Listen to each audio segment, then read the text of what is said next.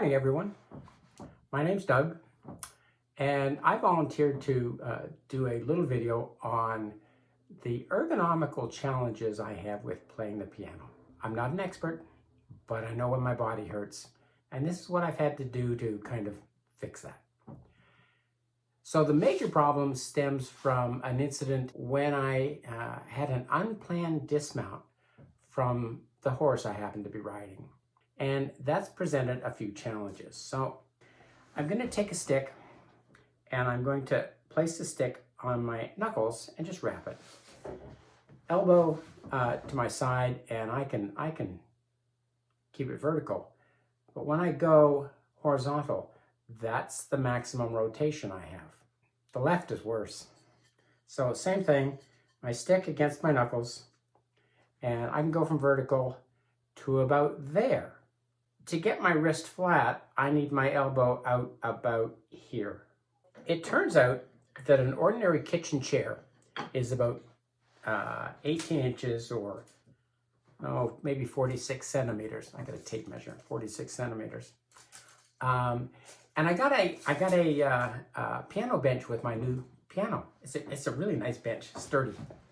And well, it's pretty much 50 centimeters, which is just short of 20 inches. And when I try to play the piano with that, I feel like a child. Now we're on our other bench. You can see that I have the piano bench over here. And that's the Yamaha bench. That's an adjustable bench. And it is up at, well, almost 60 centimeters. So just about 2 feet. Another 10 centimeters, which would be 4 inches higher than the other bench. I've got my adjustable bench, right height. You can now see in camera 2 where my feet are. I can come forward on the bench and I can manage to get my feet on the ground. Okay.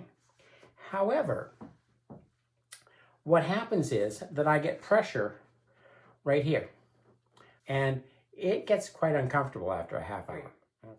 What I've got now, if you take a look at it, is my office chair. What I did was I got a new cylinder. You can actually replace these cylinders. It's a bit of a pain. Consult YouTube. So I got a longer one that lets me get high enough up. What this chair does, let's see if I can do this. That's probably up and down. You can see how that chair, the base of that chair, there's flat. Oops, and now I'm gonna let it slide forward. Now I'm sitting on the chair and there's no pressure on my legs and my feet are on the ground. So this gets my butt high enough, okay? My legs tilted down so my feet are on the floor, okay?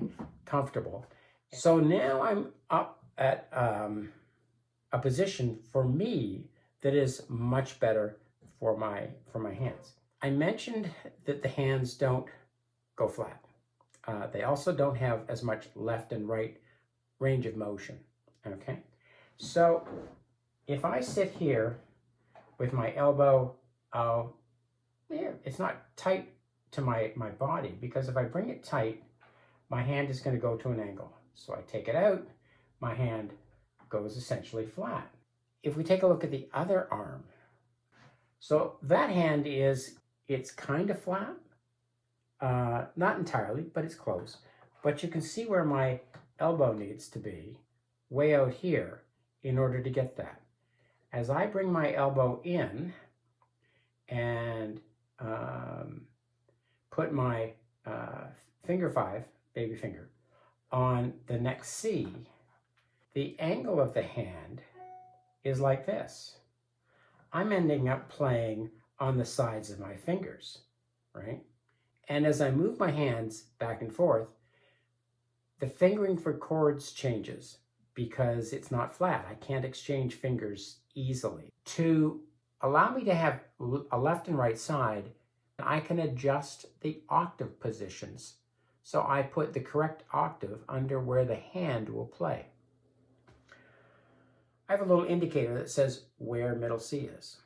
what I do is I take the upper half of the keyboard and position middle C so it's there. That puts my arm in a comfortable position. Okay, if you can kind of see, it's not tight up against my body, and my hand is fairly flat, so it's not winged out too badly. So the left hand is awkward in that if I try and play here, let's play a C chord here, then my hand is really at 45 degrees. My elbow is tight to my body. It's quite uncomfortable. And I don't have the wrist movement, obviously, both horizontally and left to right, to fix that. So I place middle C down an octave on this side of the keyboard, which makes a C chord here. And as you can see, that's how much space I have under my elbow to get this to work. And my hand is not flat yet. My hand probably never gets flat, period. My hand is not flat yet, but it's close enough, and I can play chords fairly consistently without fiddling the fingering, which was becoming a problem when I was trying to get them close together. One issue that I almost forgot to mention, because, well, I have old eyes, is I got a special pair of piano glasses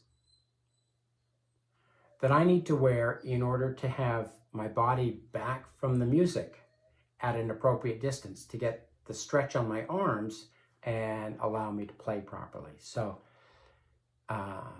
without the proper glasses, what I ended up doing was getting too close to the screen because my focal distance on the bifocal portion of my regular glasses was too short, and of course resulted in that.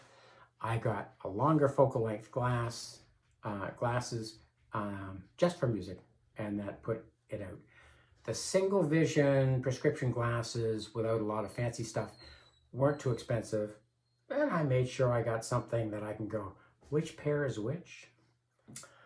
So to recap, because my wrists don't flex this way as much as they should, because they don't flex this way as much as they should, and because I need to keep this shoulder down low because of issues, what I've ended up doing is splitting my keyboard. Well, I have a higher seat, tilted forward so my feet will touch the grounds comfortably. I'm well supported without getting pinched on the legs. And I use a split point. I shift the left hand octave down so that I can get my hand flatter, reach the keys easier. I do the same with the right hand. I've got an octave in the middle of the piano I can't use. Such is life. That's why I got 88 keys. I can throw a few away. And that's how I managed to play piano. So your issues will be different, and you got to do a lot of experimenting, but you should be able to find some sort of solution.